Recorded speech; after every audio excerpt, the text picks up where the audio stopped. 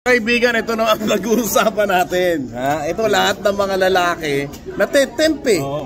Welcome nga po pala sa Christian. Ngayon, ito po ang tanong. Kapag ikaw ay nakakita ng isang napakagandang babae, at ikaw ay lumingon sa kanya, sino ang sinasampalataya mo? Sandali lang, tatanungin natin si Bishop Tony. Sandali lang po, ha? Here we go, Tony! Ang mata ginawa ng Diyos para tumingin. Okay.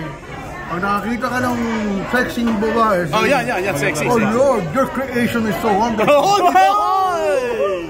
What a creation. Yan ang dapat nasa isip. Praise the Lord. Kung hindi yun ang nasa isip, anak kay Satan yan. Masama iniisip Alam mo na Ito po si Evangelist Roy.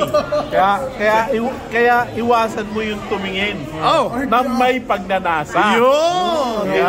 Kailangan pag nakita mo ang ganda, stay ka na lang doon, remain ka na lang maganda. Huwag ka na mag-isip ng ano iba pa, di ba? Huwag ka na mag-isip ng ano pa ba. Huwag mo sasabihin na, mamaya kukopyahin kita.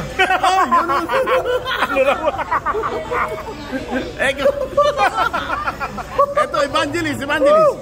Kaya nga, pag tumingin ka, kailangan maganda lang. Don't go over beyond it. Kasi pagka inisip mo na, may pagnanasa ka na nun. Kaya pag may pagnanasa ka, kita din ka.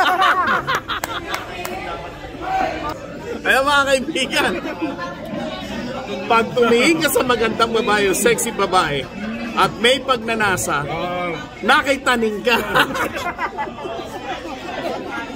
So, kailangan marami kayong matututunan dito sa Christian. Okay? Tutok lang. Please like and subscribe po. Salamat po.